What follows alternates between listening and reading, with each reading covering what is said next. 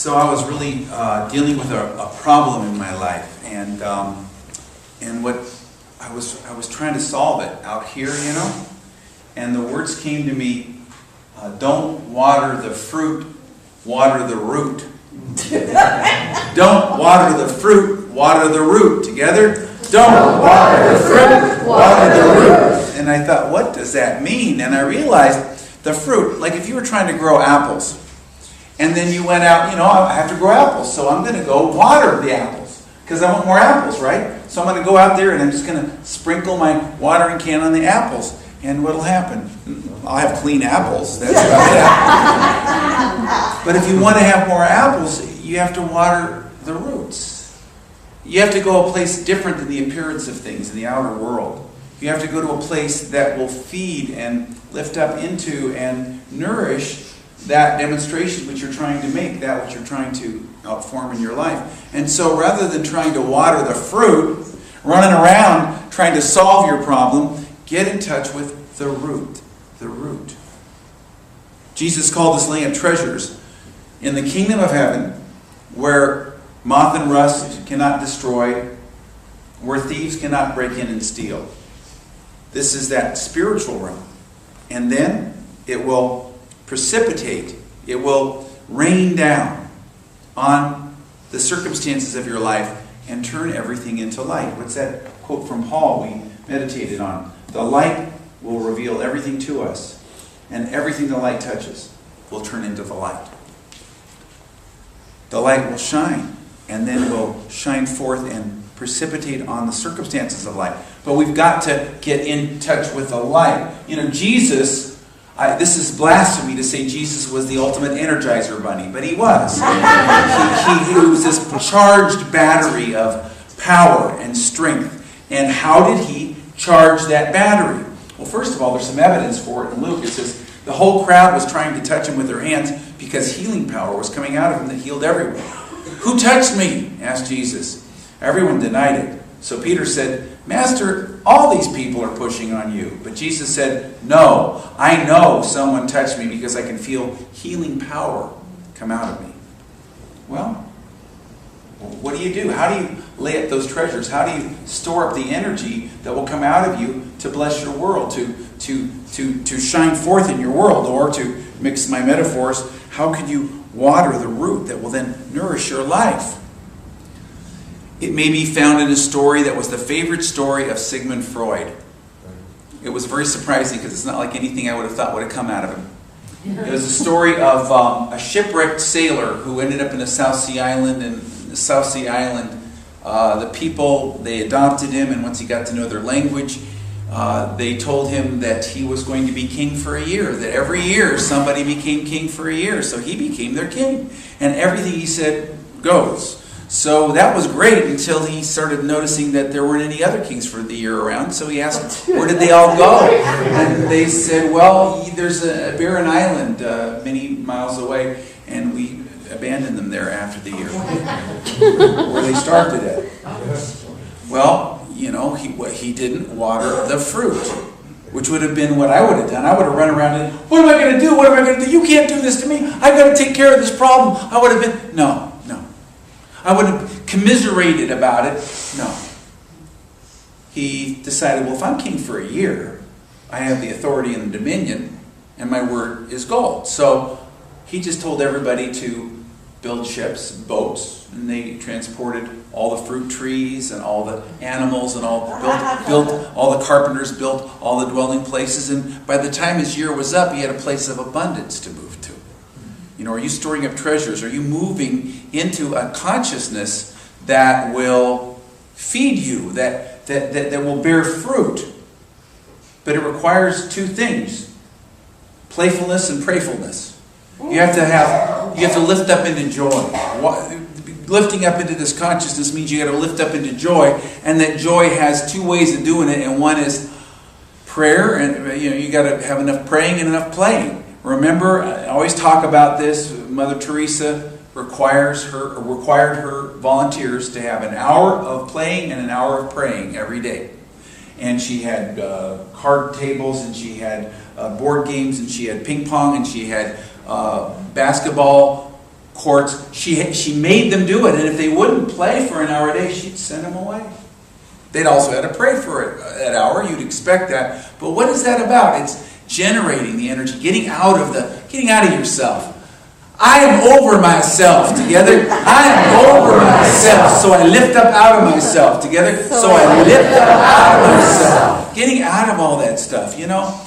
34 years ago when I went through my divorce, I was in a house that was more empty than it had been. And one of the things that was missing was the television. I was very serious and very spiritual, and I did, television. I wasn't going to watch that.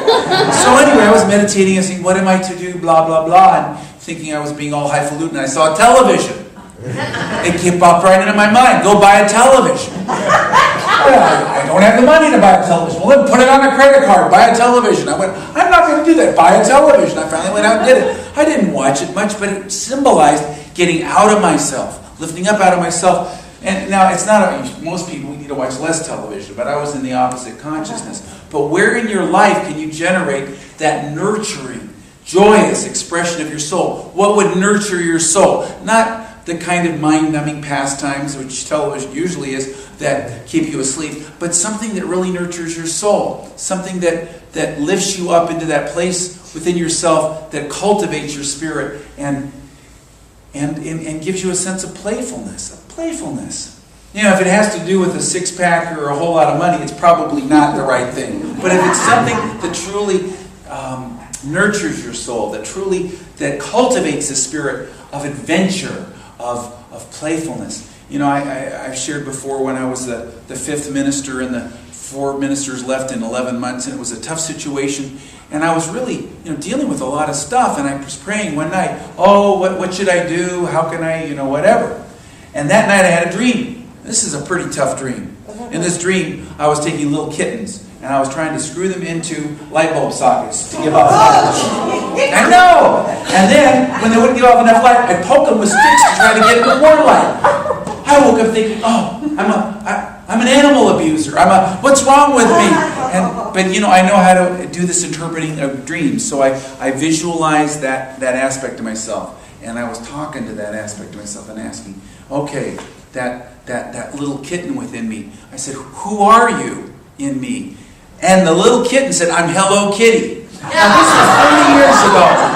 Nobody knew who Hello Kitty was. I did, because we had a Japanese, like a Walmart called Daiei there in Hawaii where I lived. And there was a whole section of Hello Kitty, so I knew what it was. And I said, what is it? I asked in my meditation, I said, what do you need? I am that playful kitten part of you that wants to come out and play. And you keep trying to make me give off light. And when I don't, you poke me. Let me come out and play. Let me come out and play. And I said, well, how can I do that? And Hello Kitty told me, in this meditation, it's a reverie, don't take it too seriously. You can do this for journaling, or you cannot do it at all if you think it's too flaky, but whatever you want to do. But the little Hello Kitty said to me, go on a safari once a week. Go someplace new. And I did. I would go someplace new, and I would go on an adventure, and I'd have this playful attitude. It was interesting. I know I'd get out of balance because I would have other dreams. One was an ongoing dream, about 5 times I got it, of being in an abandoned amusement park. And when you have repeated dreams, it's telling you something you really got to look at. Abandoned amusement park. I was abandoning my amusement. And I knew I was on track when I wasn't having that dream, but when I came back, there I was again. So I had to learn how. And to remind myself, I went down to this Japanese Walmart thing, and I bought all this. I bought a Hello Kitty mug and everything. And I remember people come over and they open my refrigerator and go, Hello Kitty? But it was the thing. But where is that playfulness? That part of yourself that needs to express. There's a part of you that needs to come out and play. I let that Hello Kitty come out and play together. I let that Hello Kitty come out and play. That means getting out of that seriousness. It's so easy to get stuck in that level of consciousness where the problem is, but the answer's never there. I was talking to somebody this week who was dealing with a group of people who were not behaving very well, and I said, you're at a disadvantage on one level with them because they can do things ethically that you can't do because of your higher ethics, but you have an advantage. You can live to that next dimension, that higher place where the real answers are, and that's where the real power is. So yeah, maybe you can't mix it up with him on that level, but you can agree with your adversary quickly, which means you lift up out of that level into another level. You know, I was working with a woman who I had known for many, many years. And her husband abandoned her and her children, because they had no money, had to be farmed out to different houses. And she had so much resentment, and especially since he was gallivanting around Europe with the money that should have been spent on his family. So she had so much resentment. And it started out forming in her life as a kidney ailment. She was on dialysis 3 times a week, and she was stuck in the hospital, and they said that her kidneys were failing and she was probably going to die. And as we sat together in the hospital, she realized, I have to forgive that guy. She didn't say guy. I have to forgive that guy. And she did the work, and she did the work, and she did the work. And you know, we've got the 7-step method. There's all these different ways. But she did that work. She did the journaling. She did the releasing work. And when he passed on, because he ended up having a terminal disease, she was sitting there with him and his new significant other, and loving him through it. Now that's challenging, but moving into that consciousness, and as soon as she forgave him, her kidneys cleared up and she was fine. You know, we need to be willing to go into that forgiveness, that releasing, and also that playfulness. You know, I can tell this story because it's been 30 years, but in fact, it's been 50 years. There was a church in Birmingham, Alabama, and if you've ever read, anybody read a Catherine Ponder book, raise your hand. Well, let me give you a little clue here that she didn't do, because it's been 50 years and everybody's passed on. In these books, she'll talk about dealing with a really terrible, tough situation in an organization in her life. It was this church. She was the minister there, and then she went from there after they drove her out to do her great work in San Antonio. But imagine a group of people that drove out Catherine Ponder, and after that, they could not hold anybody for the longest time. It was a difficult group, so difficult that at Unity headquarters, they just put them on the not in good standing list and wouldn't let anybody go into that church. Except for a friend of mine, one of my classmates, Jerry Bartholow, guest spoke there, because that's all they would have as guest speakers. And he came back to headquarters and he said to them, you know what, give me a shot at this. And he was very skilled, very intelligent, very, very high level of consciousness. So he went in there, and out of that church came that book, The Celestine Prophecy. That was a member of that church. Jerry called me and said, I got this book, this guy self-published. You want 5 copies? So that was where it started. But he did this great work. But before he could do that, even though these people had been there many years and were moving up in years, even though the congregation had grown and the board was in alignment and the staff was in alignment, everybody was happy, there was still this little group. And boy, they were causing so much stuff that he started coming out with a skin disease, which was, he had sores all over him, and it would look rather, he was very uncomfortable. And his board sat down with him, they did prayer treatment work, and the board said to him, look, Jerry, I want you to go take 6 months. We want you to take 6 months and just go out, he was a golfer, go out and play golf around the country. We'll take care of things. We'll hold the fort, and we'll deal with this thing, and we're going to move it through. So he came, he stayed with me for 2 or 3 weeks, drove my sports car around California, had a great time. But he went, and you call it the golfing cure, I don't know. But he did his prayer work, he did his meditation work. But there's a time when you've got to let things go and let them work out. I let things go and I let them work out. Together? I let things go and I let them work out. And I shared with him, I read a quote from my favorite composer, Richard Strauss, and he had said, you know, ideas are like young wine. You need to let them lie down. And he said, you know, I go to sleep at night, I wake up in the morning, and I know the melody will be there. You just have to let them go and let them gestate, let them work themselves through. So he did this, and he went back, and everything had worked out. Working things out is not about watering the fruit. It's about watering the root, which is the root of your consciousness, which is watered in 2 areas of your life. Certainly the prayerful area of your life, doing your meditation and your prayer and all these good things, but also the playful area of your life where you enjoy your life. You bring your joy to life. Enjoy means bringing joy to, putting joy in your life. But that prayerful area, that meditation is very important. I had a friend who I had met in the Youth of Unity, and she had unfortunately gotten involved in drugs, and it had caused a psychosis where she was hearing voices, and she was suicidal, had attempted suicide. And I took her to learn how to meditate to a place where they taught that in a very formal way. And I just saw her for the first time in many years a few months ago. And as soon as she started meditating, it lifted her out of that. She didn't hear anything. And she was in really dire straits, but she ended up building this incredible career and practice in health, the health field, and doing all these things. And she told me, I still meditate. You know, it had been 40 years. She said, I still meditate every day. It's the most important thing that's ever happened to me, and it's still changed. It's because what she does in her meditation time is generate and charge her batteries. You know, we are rechargeable batteries. And we recharge ourselves, certainly by playing, but also by praying, by meditating, by doing the things that generate this energy. But it means moving into the light. Remember this quote from Paul, "The light reveals everything to us, and everything the light touches turns into that light." But where do you need to play? I'm not saying that it's about your car, but two of the most spiritual people I know are James Dillett Freeman and the late James Dillett Freeman and Jane Elizabeth Hart. And James Dillett Freeman, when I first met him when I was 19, he picked me up to go out to lunch, and he picked me up in his 12-cylinder metal flake candy apple red Jaguar XKE. He had a sense of playfulness. And Jane Elizabeth Hart drives a little two-seater BMW Sportster. Now, I'm not saying that it's about that, but it's about, do you have a sense of playfulness, appropriate playfulness, a sense of living your life? And also, are you willing to get out of the idea that you got to be diverted and sidetracked to everything that you think that you want all the time? You know, Walter Starkey, who's written a lot of wonderful spiritual books, told me that he learned to not force his way into situations. You know, it's like there's a wave in life and you've got to ride the wave, but you don't want to get too far ahead of it, and you don't get behind it and try to push it. And he would speak in Unity churches, and one time he said, even though he knew better, there was this church between these two other churches that would have been just perfect for him to go to, and they really didn't want him to speak, but he just talked his way into it. He said, and so he showed up. He said it's the only time in his life, because he didn't work with notes, that he stood up in front of the group, and the energy was so not supportive of why he's supposed to be there, that he couldn't say anything. He just went, and then sat down. He didn't give a talk. He said, I learned from that, I can't force things. I don't push things.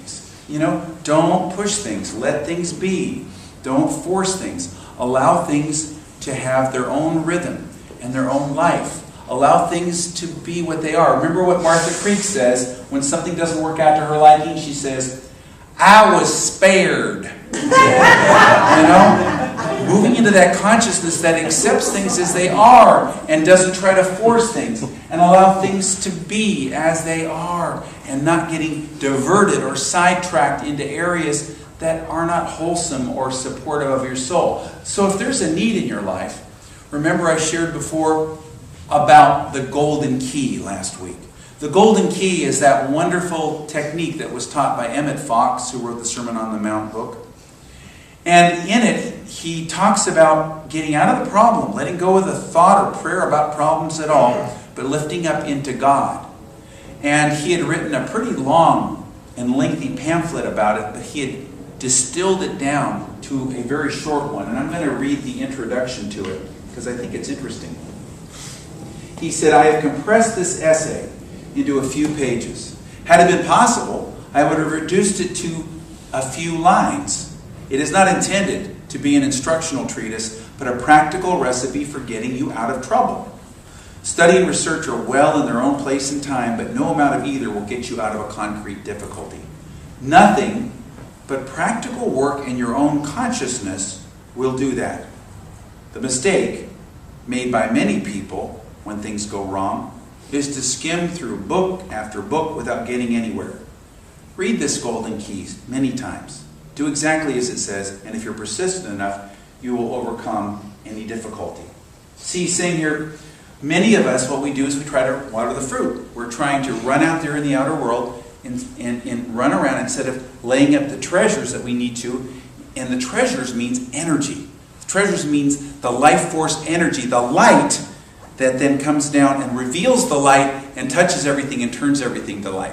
So, we're supposed to do that now, even though I haven't talked as long as I expected to. It's time. The fruit is ripe and ready to be picked. So take a deep breath and let it out. in me the light, in me the light. And just lift up into the light. And let's again do this treatment that we were working with. Moving up into the God consciousness and silently affirming the only thing that I ever really want is a God solution. The only thing that ever really needs to happen is God. Thank you, God, for a God activity. There is no other kind. Thank you for a God action that leads to a God result. God is my perfect answer. God is my only answer. And as I lift up into a divine idea, that's beyond all form, but an idea in the mind of God, I let go of all my formed answers, the fruit, the outer form. And I lift up into that light, which will nourish and water, which will shine forth and bring out the light in whatever it is I'm facing. I lift up into this light and I just stay there.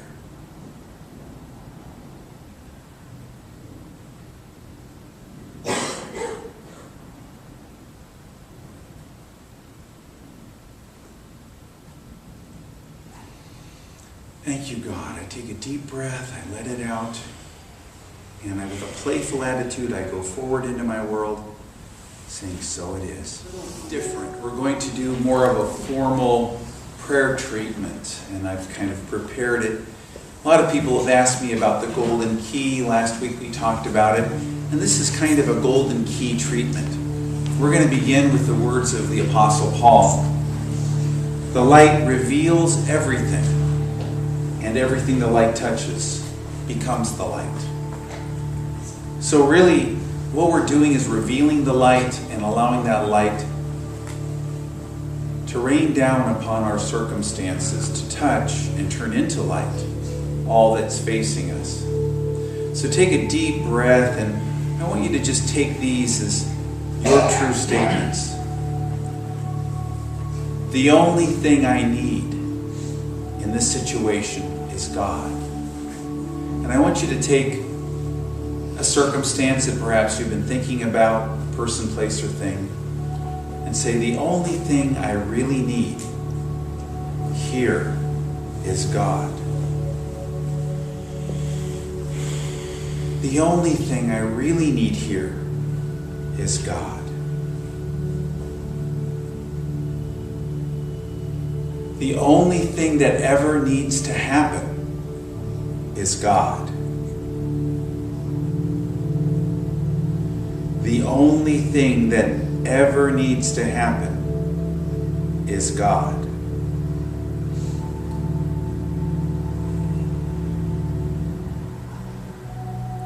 This is a God activity. There is no other kind.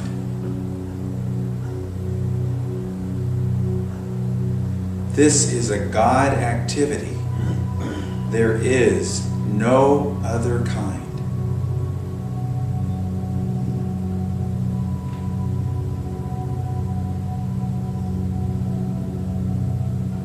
I only want a God action that leads to a God result.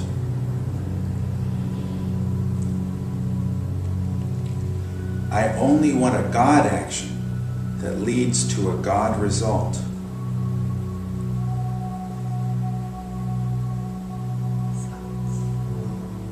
God is my perfect answer. God is my only answer.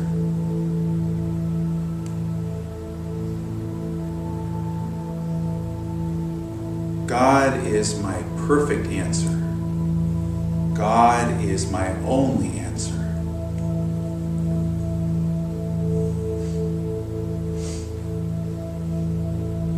I lift up into the divine solution to this perfect problem.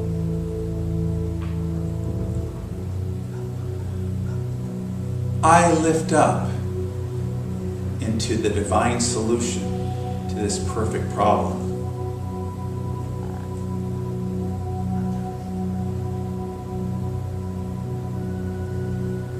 I am one with my divine idea.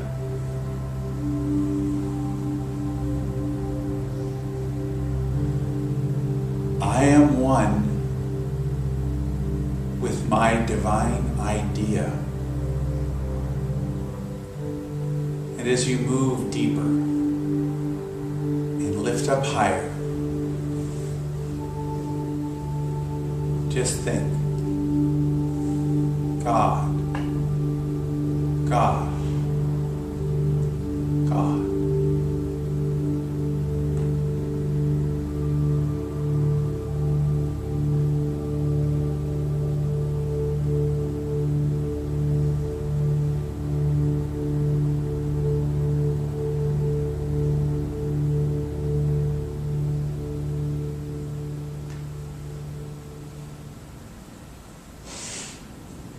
I lift up, I let go, and I give thanks for the divine solution, which dwells in this higher place, the higher consciousness of divine ideas.